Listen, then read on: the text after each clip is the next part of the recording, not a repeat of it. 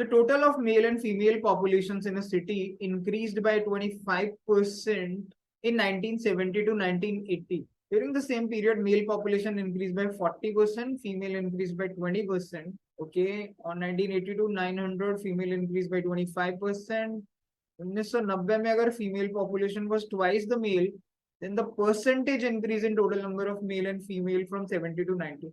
ये भी एक आसान क्वेश्चन है यार, इजी क्वेश्चन फ्रॉम परसेंटेजेस. बस थोड़े नंबर सही लेने पड़ेंगे. एक्चुअली क्या है, इसका एक टेबल बना लेते हैं. ये मेल है, ये फीमेल है, फिर ईयर्स है, ये 1970 है, ये 80 है, ये 90 है. Let me assume some numbers कि मैं मान लेता हूँ टोटल जो है, क्योंकि मेल फीमेल का रेशियो नहीं पता, but let's assume male female total 400 है.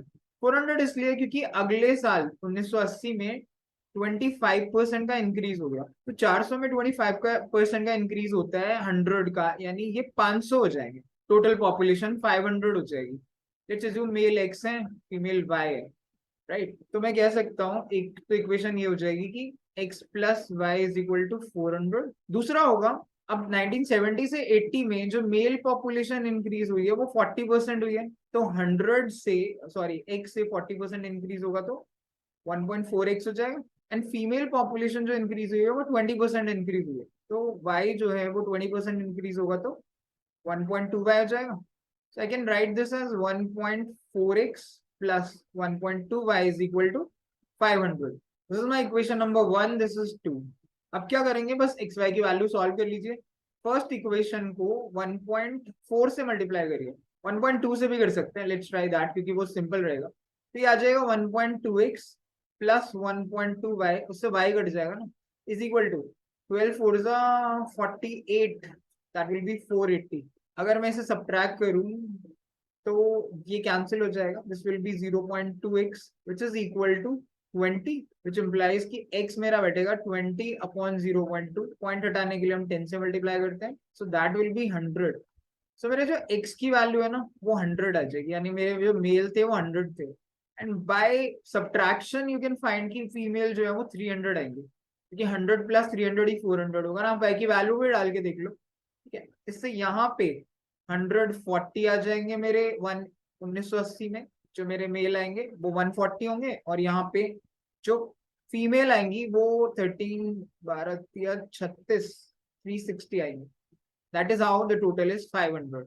अब सिंपल है, 1990 में कह रहे हैं 1980 से 90 में फीमेल की पॉपुलेशन 25% बढ़ गई, यानी ये इंक्रीज हुआ है 25%. अब 360 का 25% होता है 1/4 यानी 90. अगर 360 में 90 इंक्रीज करोगे तो फीमेल 450 हो जाएंगी. एंड यहाँ पे कह रहा है female is twice the mail population in 1990, यानी फीमेल जो है वो डबल है मेल से. तो अगर फीमेल 450 है तो मेल 225 रहा होगा ना, बिकॉज तभी तो ये इसका डबल होगा. तो इसका मतलब है टोटल पॉपुलेशन रही होगी 675. बस ये 400 से जो 1970 में टोटल पॉपुलेशन 400 थी वो 1990 में 675 है. ये परसेंटेज चेंज देखना है. ये परसेंटेज चेंज कितना है, दोनों में डिफरेंस कितना है, 275 डिवाइडेड बाय 400 इंटू 100.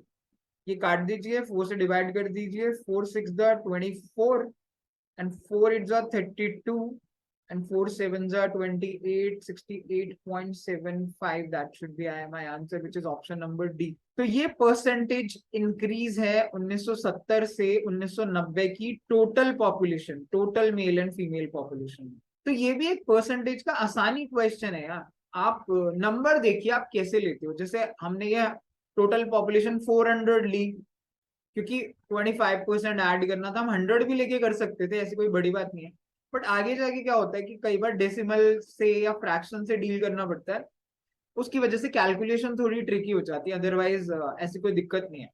ठीक है, आप कोशिश करिए कम वेरिएबल्स का यूज करिए and try to make sure कि आपकी जो जजमेंट है, जो अप्रोच है, वो इनिशियली 15-20 सेकेंड के अंदर अंदर डिसाइड हो जाए. ये ना हो कि आपने 2 मिनट लगा दिए उसके बाद आप डिसाइड कर रहे हो यार ये सही नहीं है approach, let me try something else. Exam में ऐसा नहीं होना चाहिए, otherwise it's very simple question.